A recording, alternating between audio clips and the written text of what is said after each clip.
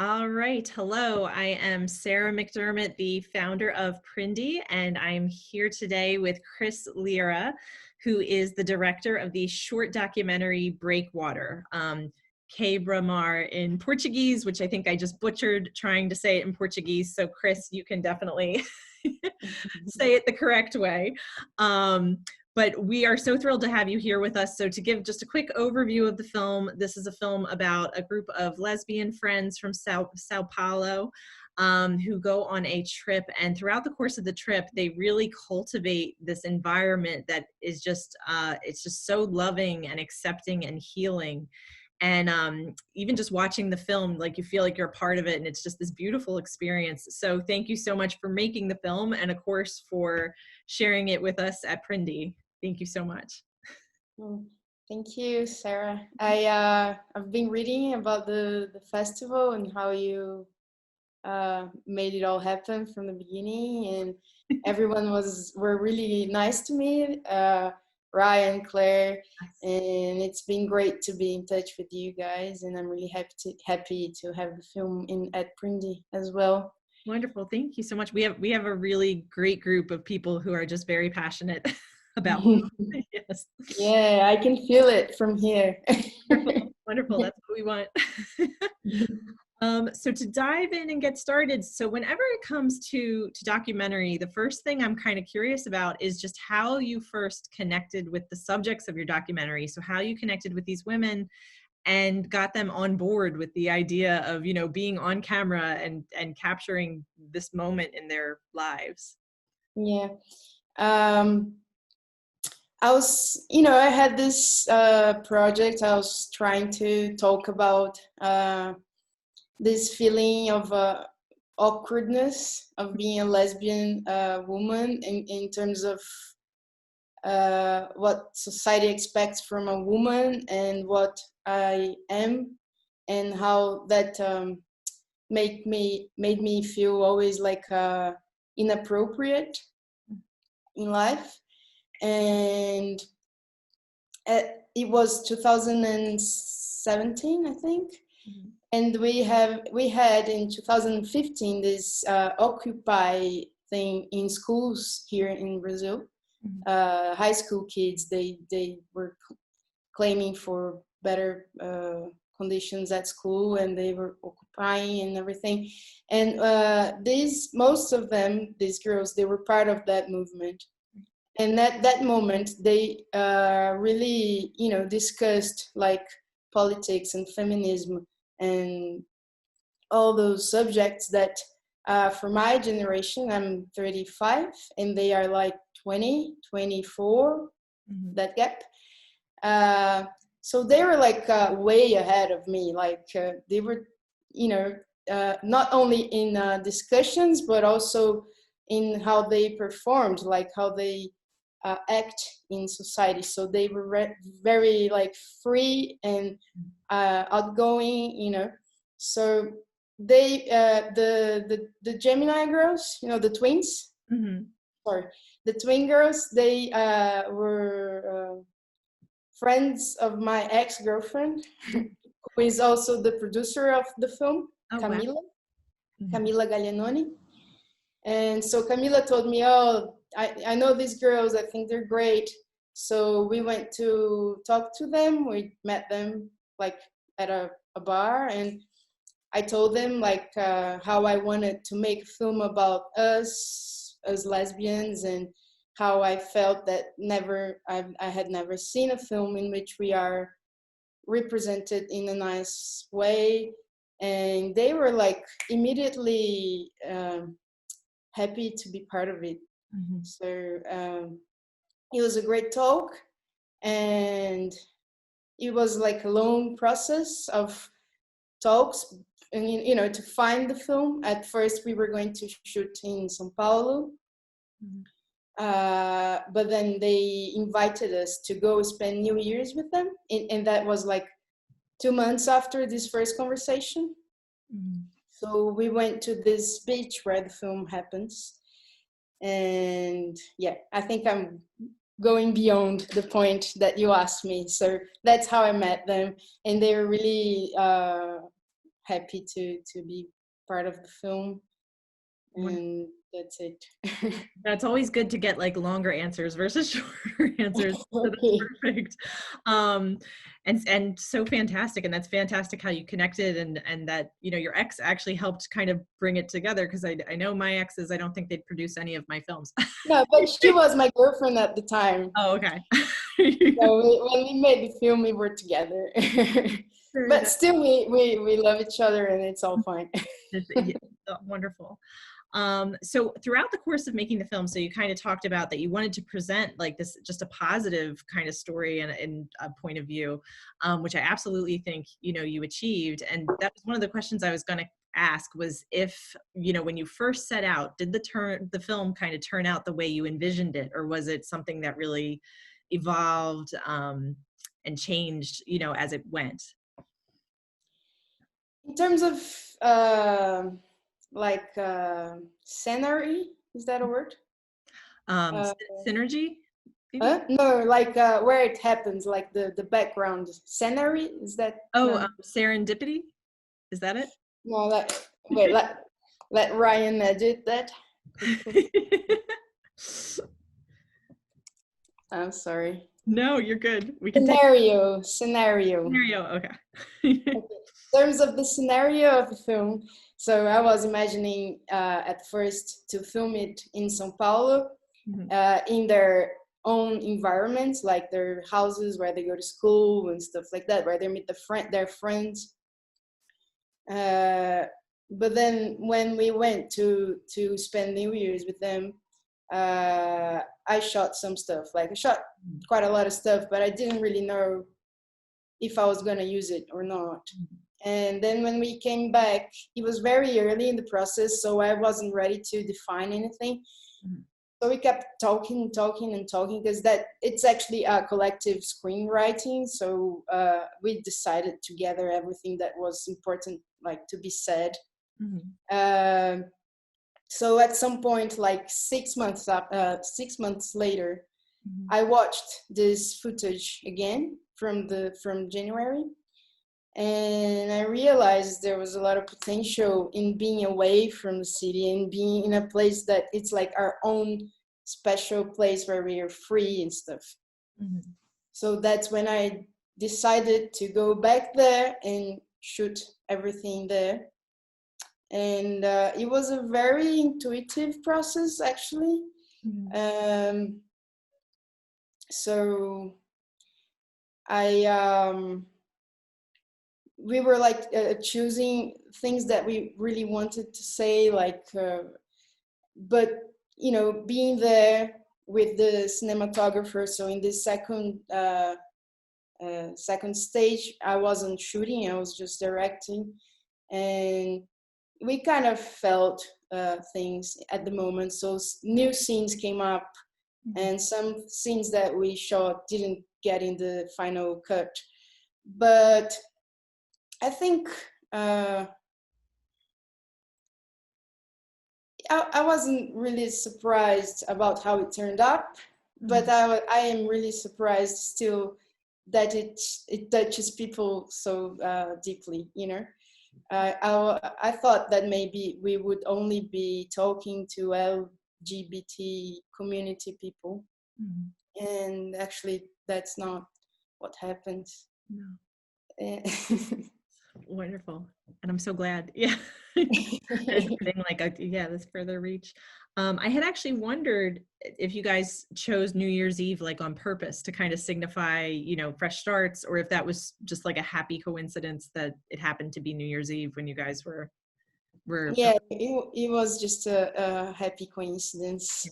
As I said, it was a trip we did together, and some of the footage was so strong, like that final New Year's Eve scene.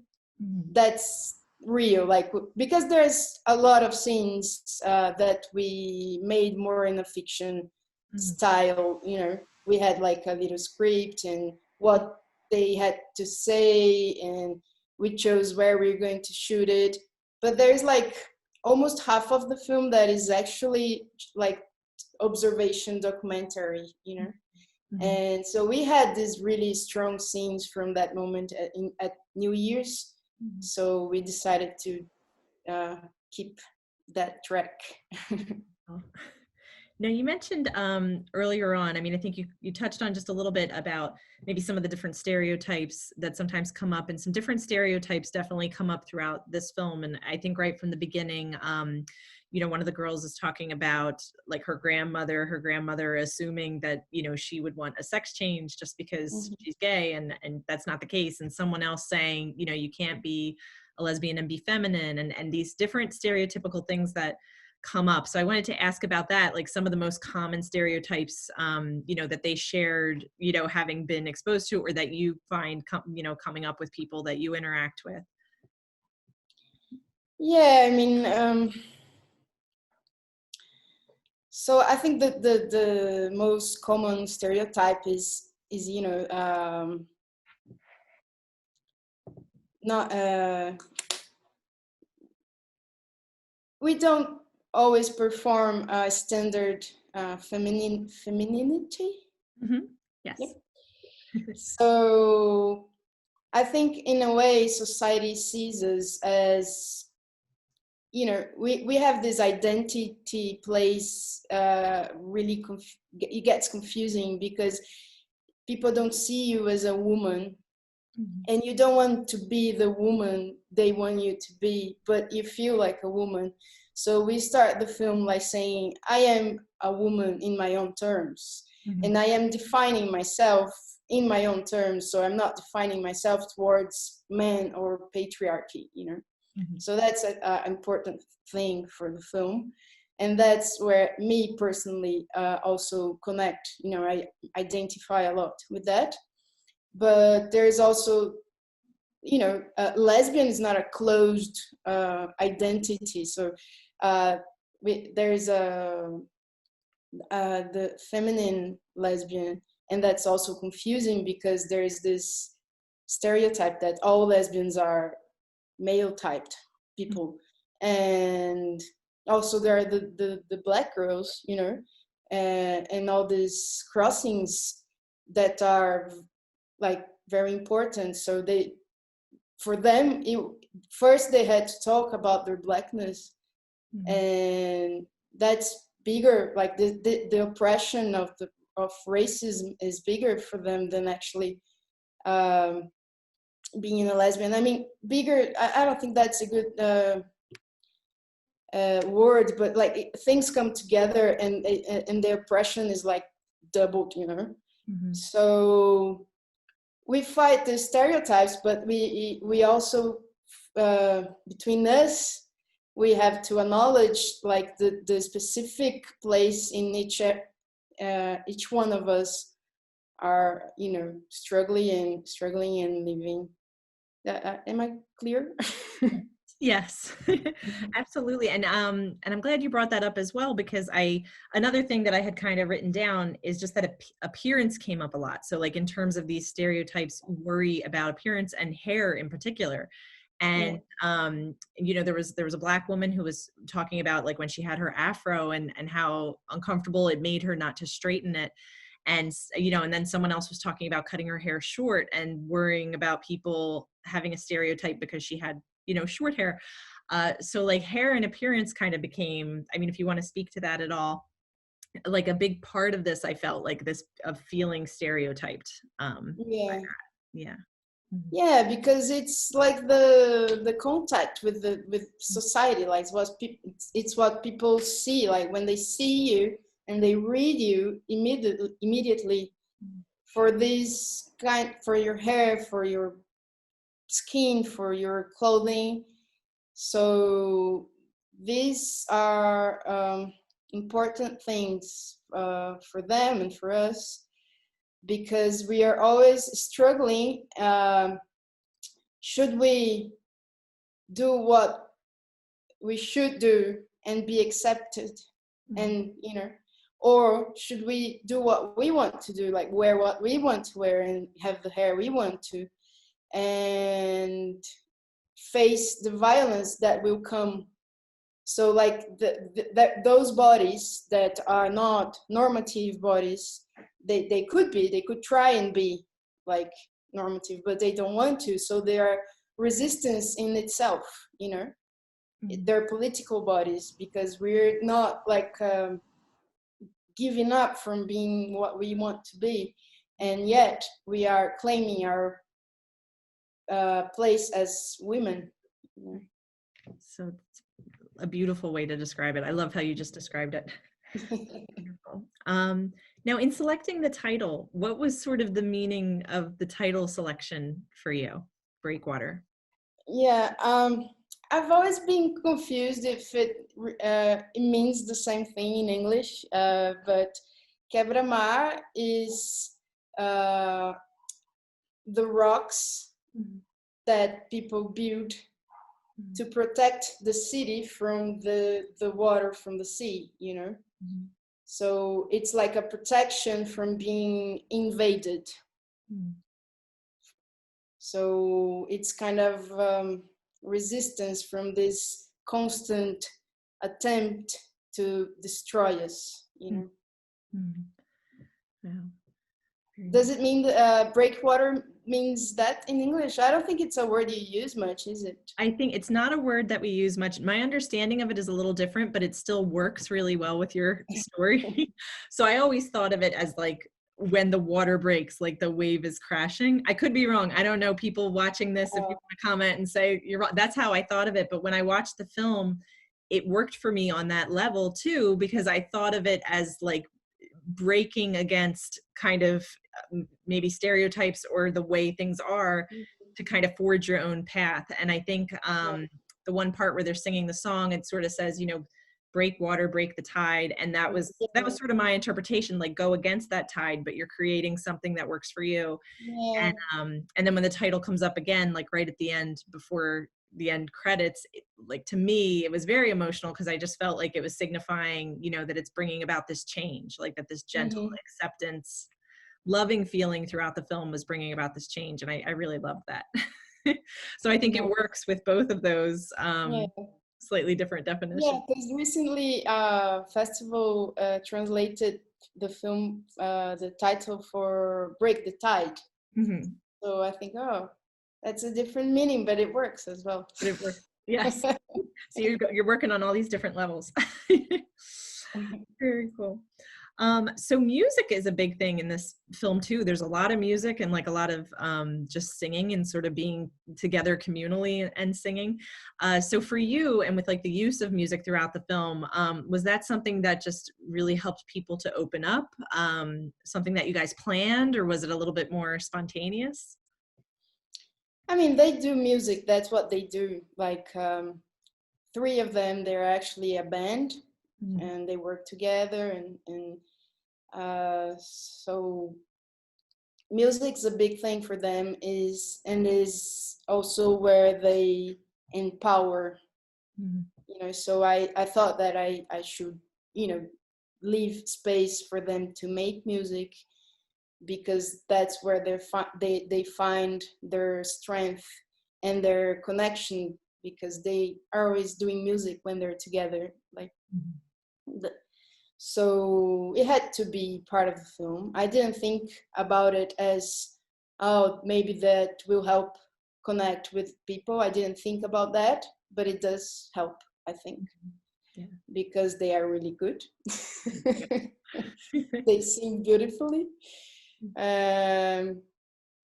So at first, because they are a band, I was kind of, I don't know, maybe I don't want to go that way, because it's gonna feel like it's the band's film. But at some point I realized that's where their power comes from. So it made no sense to take it out, you know. So at some point I proposed they would do the main soundtrack for the film. So they started doing it here, and then they finished it there, and we were actually shooting while they were finishing the song that closes the film. Lovely. Now, you touched a little bit earlier on I guess sort of these political protests that were going on, and it's mentioned in the film, these political protests that were happening in, like, 2013, and some of the experiences that some of the girls, had from this, and even now kind of having some, PTSD, the post-traumatic stress syndrome. So, when they're kind of on this trip, they're healing and getting strength, not just against maybe how people view them in a certain way, but also from like these traumas, that they've undergone. So I just wanted to ask about that a little bit, if you can give a little bit more background on what was going on and sort of what they went through, during that time. Yeah, well, uh, most of them suffered a lot from um, the policy, police violence. Mm-hmm. Either because they live in poor neighborhoods or because they're Black. And in the case of the twin girls, they were part of this moment where not only them, I think, except Elise, all of them are about the same age, and they were part of those protests in 2015. Mm-hmm. And I didn't know them back then, but I remember seeing these kids all around the city, like closing streets with chairs and stuff, and they started making all this gathering with the artists, and they were making their own rules, and they were running the school, and they were like really doing this revolutionary process, Mm-hmm. They were very oppressed by the government forces. There are other films about it. What's the name? Should I look for it, or it doesn't matter? You can. It's up to you. Well, yeah, there are other films about it made here in Brazil. There's one of them, I'm trying to remember the name, that had its premiere in Berlin. And all these kids, they were very scared to keep going, being involved with politics, because they were really they suffered very hard violence. So it kind of ended, like there are some of them probably around doing great stuff, or like the girls, they're like doing great music and meaningful artworks and stuff, but it was very violent, and it has always been in Brazil. And it works, it's really cruel, because these kids, they were afraid, like lots of them had like psychological problems and stuff. So yeah, so it's great that these girls, they made this community where they take care of each other. Yes. That's pretty much what we got left. Well, it makes it really just heightens the fact that it is just so important to have that sense of community. And I mean, I know loneliness is another theme that gets touched on a little bit in the film, and just to have those friendships, and for them to have created that environment, like just how necessary that is, especially in light of all they've been through. So I definitely wanted to ask, I know we're about to run out of time pretty soon, but as a director, so you have so much beautiful imagery in this film, just some really gorgeous shots. And I wanted to ask if there was any shot in particular that was your favorite, or an image that for you just really stands out. Yeah, well, I am a cinematographer. That's what I do for a living. So, and then I had Wilsa Esser is her name, of the cinematographer that came along for the second part of the film.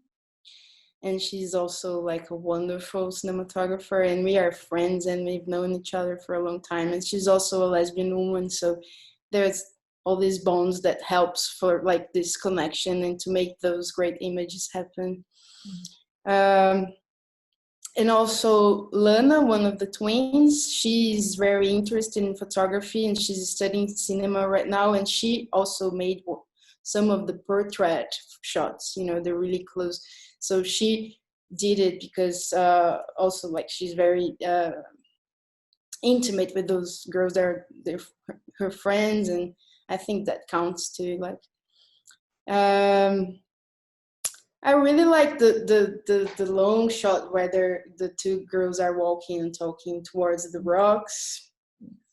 I like the shot that one of them is drawing and all of them are like laying down with the mountains behind. I think that's kind of great because it puts a perspective in which we are telling our own story, because she's drawing those bodies and we are in that nature, and those bodies become so natural because they have this match with the mountains, like they kind of become the same thing. And I think it's also something that we want to talk about, like how natural those bodies can be if you just take off the filters that are in front of you, you know. I really like the close-ups. Like I think they bring like some kind of a strange poetic, I mean, I like, I think those are the ones that came to my head right now, but I'm sure there would be others if you asked me tomorrow. Wonderful. Is there anything now like on the horizon for you, like a next project that you're moving towards, or anything else that you're trying to build up kind of after this on the same similar themes or different themes? Yeah, I mean, we are not doing so well in terms of funding for films over here. That's a little hard to deal, but I'm trying not to get like don't want to give up on trying, you know.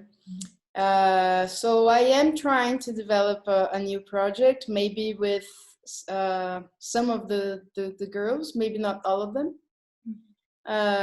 in which we are still like looking at those bodies in poetic way, and maybe they're gonna do like dancing practices, and maybe I'm thinking, you know, about a very poetic and experimental, maybe even more experimental than Quebra-Mar, Breakwater. I mean, we're still like using some of the classic narrative strategies to tell that story, and now I'm thinking about like going in a more abstract way of looking at those bodies and how they feel, you know, kind of breaking the tide inside their own bodies. But it's really just beginning. I was trying to write my first lines just before we started talking here. Very cool. Well, when it's complete someday, we'll look back at this interview and know like, oh, she just started like right before that call. That'll be cool. Wonderful. Well, Cris, thank you so much again just for taking the time out to talk with us and tell us a little bit more about this beautiful film. And again, for everybody listening, Breakwater, it is an official selection of PRINDIE 2020. So our film festival this year is happening online. So from September 10th to the 13th. So definitely make sure to check it out. Make sure to see Breakwater. It's not to be missed. Just beautiful, beautiful film. And Cris, thank you so much again just for sharing it with us. Yeah. Thank you for everything, and long life to PRINDIE. Oh, thank you. Thank you. It was a great talk. Thank you, Sarah. Thank you so much. Bye-bye.